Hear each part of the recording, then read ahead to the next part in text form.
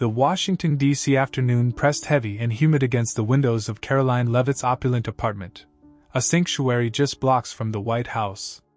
At 27, the youngest White House press secretary in history, she carried the weight of the nation's narrative on her shoulders. A delicate silver cross, a whisper of faith from her New Hampshire roots, rested against the stark navy of her blazer, a silent comfort in a city of constant battles. The shrill ring of her private line shattered the quiet. It was President Trump. "Karoline, we've got a situation brewing." His voice, raspy with urgency, crackled through the receiver. "A religious freedom case at the D.C. local court. Christians are suing over being banned from public prayer. I need you there. Observe. Report. Now!" No room for questions, no time for hesitation. The weight in Karoline's gut twisted. This wasn't just a political strategy, it was deeply personal.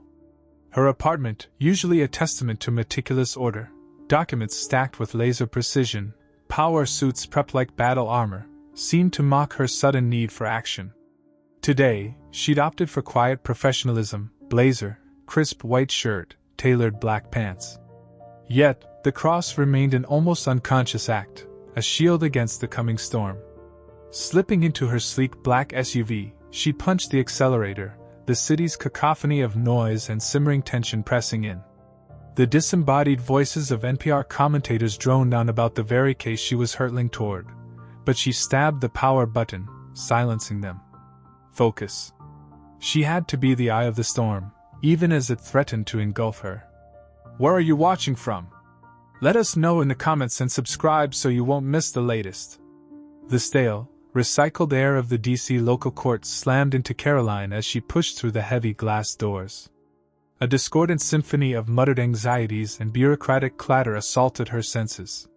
Citizens shuffled, their faces etched with minor offenses, traffic violations, and the quiet desperation of contract disputes.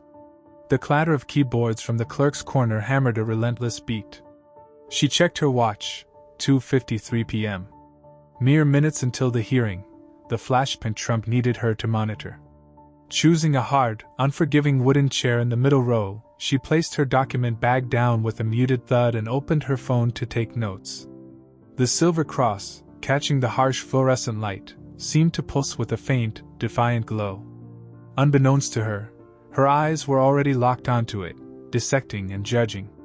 The room was cramped and claustrophobic. A middle-aged man, brazen in a t-shirt emblazoned with "I am king," fidgeted with his phone a few seats away. To her right, a young woman practically dripped in ostentation, an oversized necklace glittering like a fallen chandelier, whispered conspiratorially with her lawyer. Karoline's frown deepened. There were no sartorial boundaries here. Something was off.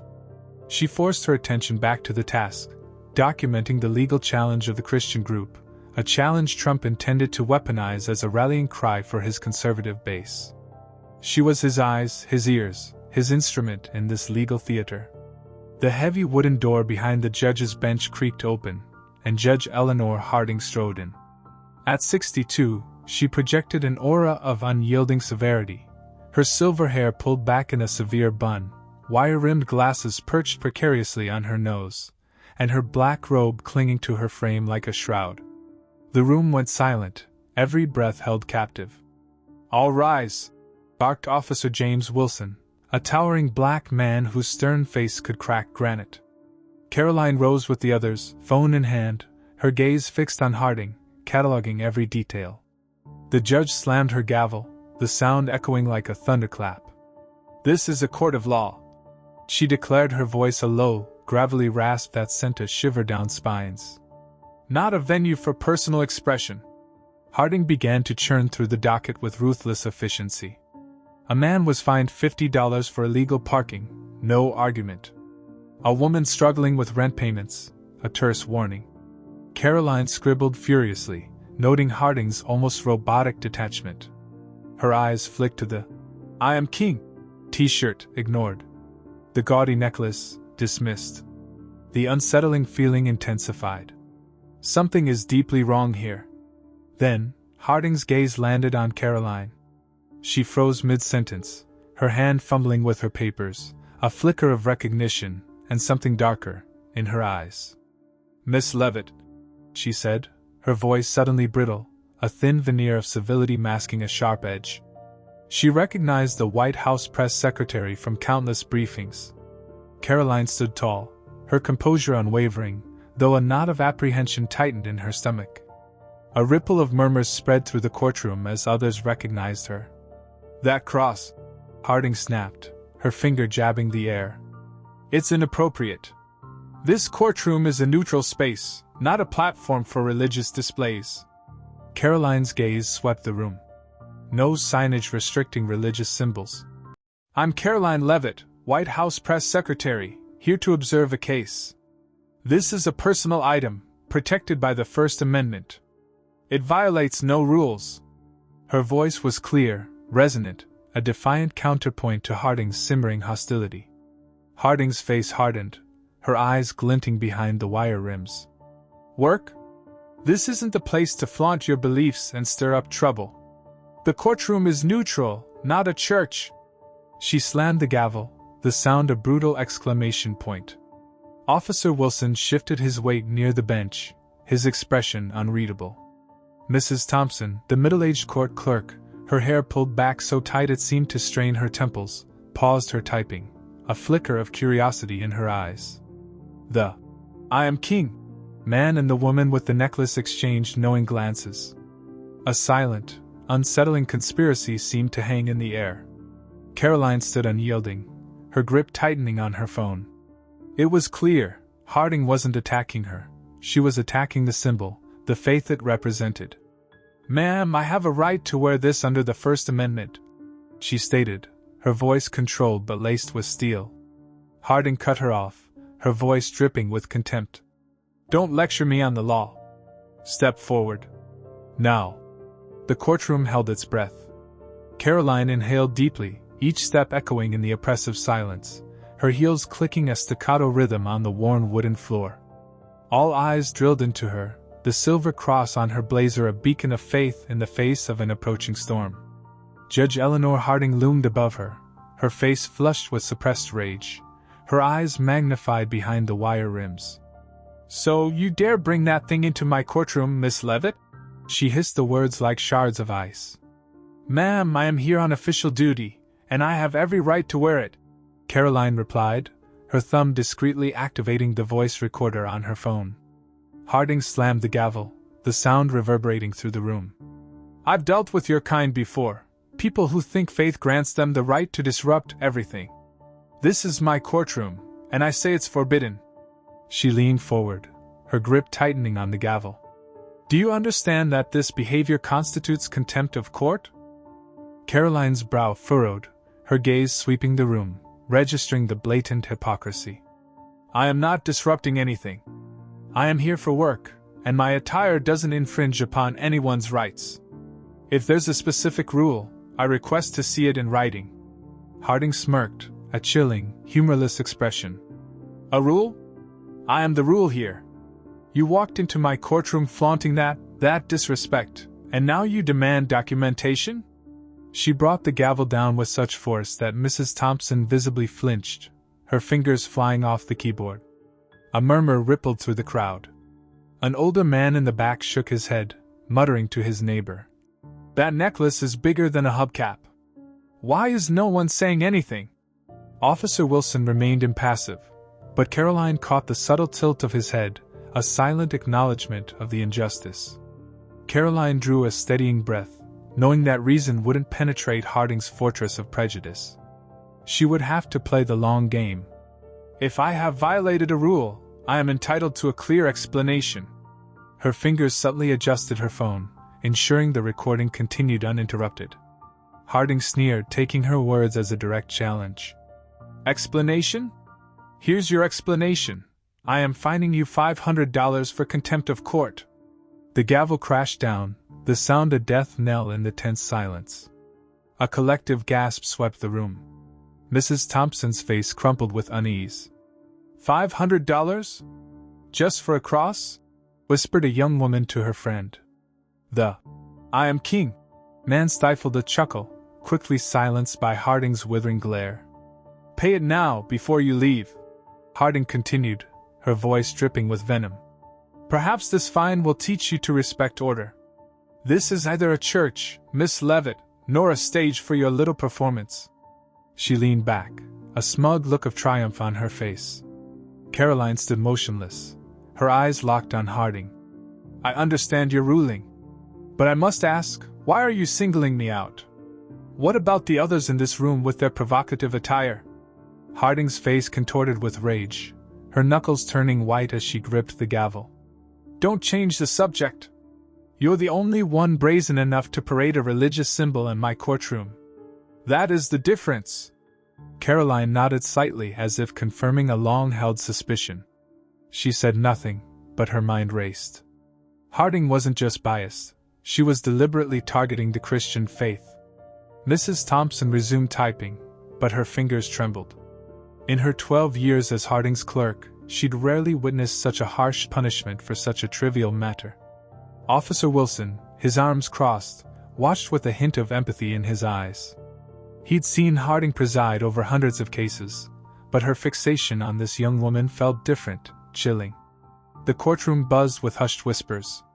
Some surreptitiously pulled out their phones, defying the prohibition against recording. Karoline held her ground, her mind a whirlwind of strategies.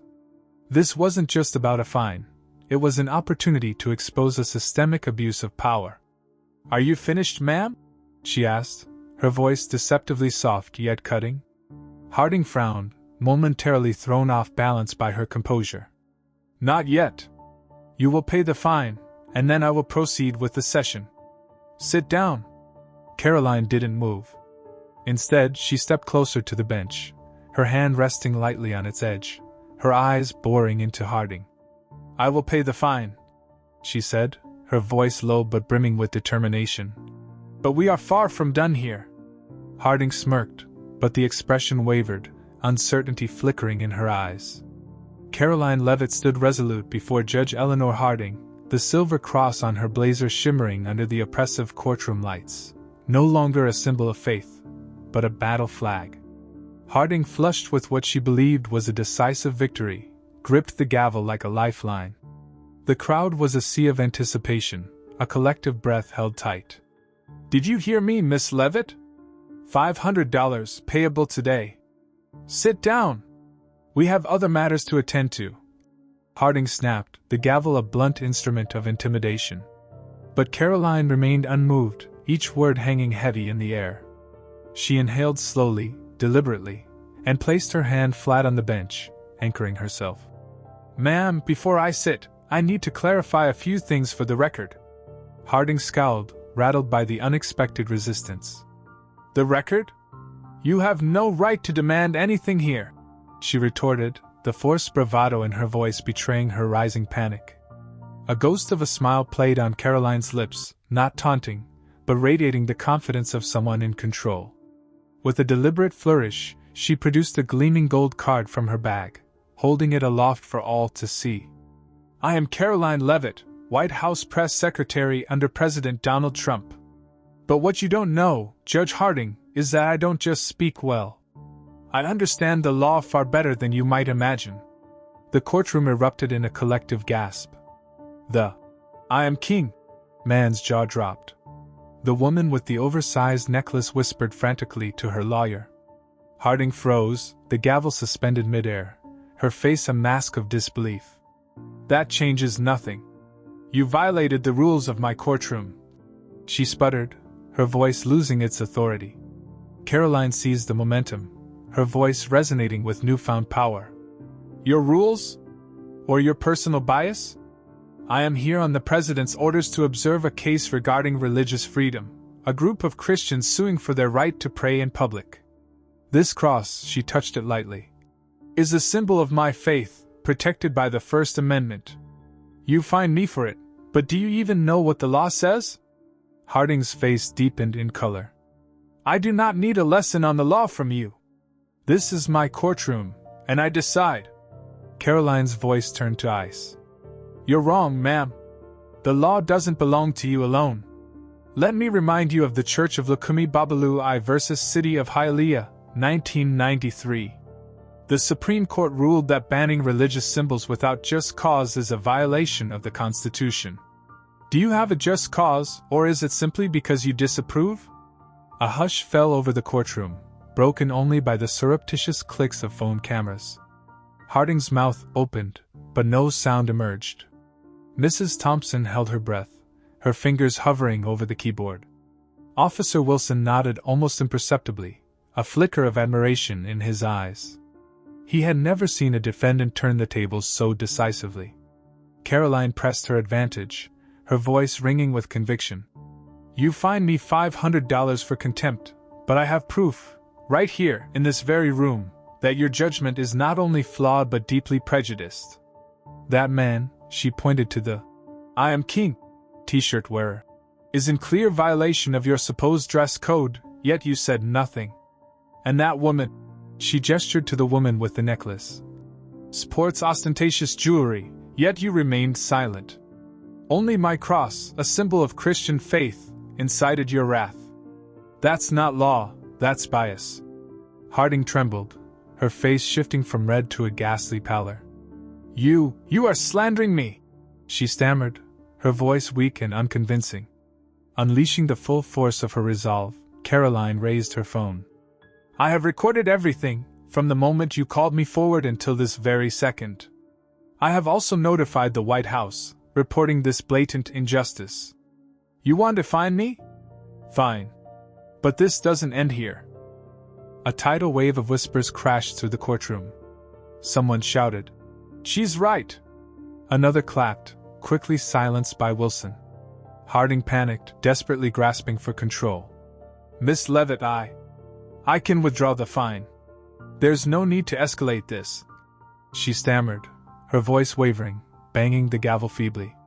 Karoline shook her head, her gaze unwavering. Withdrawing it because of who I am only confirms your prejudice. The issue isn't about me, it's about how you run this court. I demand a review of the past 6 months' records, all fines related to religious symbols. And I propose mandatory First Amendment training for all court staff, including yourself. The courtroom exploded. Spontaneous applause erupted. Mrs. Thompson typed with a feverish intensity as if documenting a pivotal moment in history. Officer Wilson allowed himself a small, knowing smile. Harding slumped into her chair, her face ashen, her hands trembling on the gavel. She looked at Karoline, seeing her for the first time, not as a mere spokesperson, but as a formidable adversary. You think I'm just a spokesperson, Karoline said, her voice low and powerful. But I've worked with President Trump through countless legal battles, from election disputes to policy challenges. I taught myself law to defend him, and now, I'm using it to defend myself and others. You just made a grave mistake, Judge Harding. She placed the gold White House card on the bench, stepped back, and held Harding's gaze. The silence stretched, thick with unspoken power. Harding opened her mouth, but no words came. She realized, with a chilling certainty, that she had crossed not just a smart woman, but a legal powerhouse. The courtroom was pandemonium, applause, shouts, Mrs. Thompson's frantic typing capturing every moment. Officer Wilson remained a stoic presence, his eyes conveying a deep respect. Harding sat paralyzed, her authority disintegrating before the very people she swore to serve. Karoline stood as a symbol of defiance, the cross on her blazer gleaming under the fading light, no longer a humble symbol of faith, but a banner of victory. Karoline Leavitt emerged from the D.C. local court, the setting sun igniting the silver cross on her blazer. It was 3:30 p.m., but the atmosphere inside still crackled with the aftershocks of her legal detonation. Pausing at the glass doors, she checked her phone. The recording was en route to the White House, a brief text to Trump's advisor, Harding fined me for the cross. Handled it. Next steps needed. This was no longer just about personal vindication. It was a political accelerant, ready to ignite the conservative base. Inside, pandemonium reigned. The older man whispered to his neighbor, Never seen anyone dismantle a judge that fast. A young woman exclaimed, She's the White House press secretary. Incredible! Mrs. Thompson printed the session transcript, her hands trembling as she immortalized the moment. Wilson, already on his phone, told a colleague, "You won't believe what just happened. Leavitt just shut down Harding." Before Karoline reached her car, her phone vibrated with a flurry of notifications. #CrossingCourt was trending. She opened X, the first tweet exploding across her screen. Judge finds WH Press SEC for wearing a cross. She fights back against the law. Leaves him speechless. #CrossingCourt. Within minutes, the floodgates opened. Who is she? Unreal! One comment screamed. Harding is a disgrace. Proof the system is against Christians. Thank you, Karoline Leavitt, proclaimed a prominent conservative influencer. A small smile played on Karoline's lips. The avalanche had begun. At 4 p.m., Trump himself weighed in, posting from his account, "Karoline Leavitt, my amazing spokesperson, just taught a leftist judge a lesson in religious freedom. Legal genius. We will not let them suppress our faith."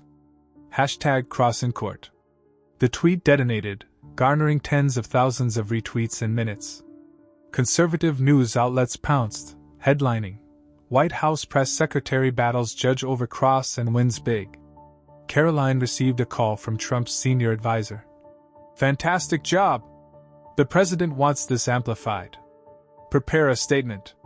Meanwhile, inside his darkened chambers, Charles Harding cradled a cold coffee mug, his phone ringing incessantly. The D.C. Judicial Council wanted answers, reporters were salivating, old colleagues were abandoning ship. He silenced the phone, hands trembling. "She's just a young girl," he muttered, confusion warring with self-pity. But deep down, he knew he'd stumbled into something far larger than himself. Mrs. Thompson, still at the courthouse, confided in a friend at the Washington Post. "I've worked for Harding for 12 years. He always targets religious symbols, especially Christian ones. What happened today, it was just the tip of the iceberg. I have notes to prove it." Officer Wilson, gathered with his colleagues in the break room, recounted the events with raw emotion. "I counted at least 20 times this year Harding penalized someone for a religious symbol while turning a blind eye to vulgar t-shirts. It's what we all knew, but were too afraid to say out loud." By 5 p.m., Channel 7 News was live outside the courthouse. Today, White House Press Secretary Karoline Leavitt was unjustly fined $500 for wearing a cross in court. Her defiance has ignited a firestorm. #CrossingCourt surpassed 100,000 mentions. Stories flooded social media. "He fined me $200 for a prayer badge last year. I saw him berate a mom for wearing a cross during a custody hearing." A short video clip, secretly filmed during the hearing, showed Karoline brandishing her White House card, her words ringing with righteous fury. It went viral, amassing millions of views. Karoline, parked on a quiet street corner, watched the news explode. She called her husband, a low-key businessman. "Honey, I just took down a judge. This is going to be huge." He laughed. "You always do crazy things. Stay safe." An email from Trump's office, "Press conference tonight. We are turning this into a win." Back in his office, Harding stared blankly at his television screen. "Judge faces backlash after fining press secretary," the headlines screamed. He slammed the power button, his career teetering on the brink. All because of a 27-year-old woman and her tiny cross. The next morning, the D.C. Judicial Council's office hummed with frenzied activity. The story of Karoline Leavitt and Judge Harding had detonated in Washington, forcing an emergency investigation. Linda Martinez, a seasoned investigator with 20 years under her belt, stood before her team, spreading out case files. "We have 48 hours to provide a preliminary report," she announced, her voice steely. "Find anything related to Harding and religious expression." Meanwhile, at the White House, Karoline reviewed the courtroom recording and emailed Trump's advisor. "I have data from X, hundreds of people accusing Harding of religious bias. We need to exploit this." Her phone buzzed with messages of support. "You inspire me. Harding once fined my mother for wearing a cross. wrote one law student. Mrs. Thompson, notepad in hand, entered the investigation room. "I have 12 years of notes on Harding," she said to Linda, her voice trembling but determined. "He always targeted religious symbols, crosses, hijabs, anything that stood out. But gaudy shirts and loud jewelry? Those he let slide." Wilson also presented his written statement. "I've been a bailiff for 15 years. Harding fined people with religious symbols 3 times more often than for other violations.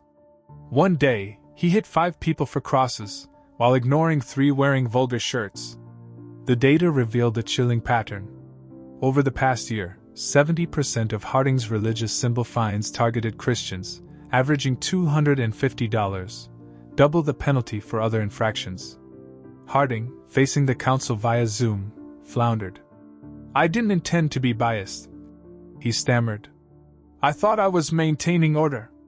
Linda presented the data. "Mr. Harding, the records show you find people wearing crosses 80% more often than for similar violations. How do you explain that?" He fell silent, remembering Caroline's steely voice, and her sharp arguments about the First Amendment. "I didn't realize," he mumbled. Linda's preliminary report was damning. "This isn't just about Harding. We found 3 other D.C. judges with similar tendencies, though Harding is the most egregious example. There's a clear bias against religious expression, particularly Christianity." The council immediately suspended Harding, pending a final ruling. The news exploded on X. #CrossInCourt. Harding suspended. Karoline Leavitt shakes the system. A conservative account exclaimed. Trump's legal genius wins again. At 6 p.m., Karoline stood before the mirror in the White House briefing room, adjusting her blazer. "You made me proud," Trump said, entering. "Tonight, we show them religious freedom is untouchable." She approached the podium, the flashbulbs blinding.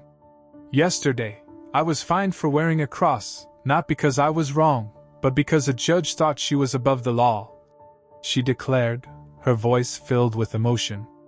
"I fought back, not just for myself, but for everyone treated unfairly because of their faith."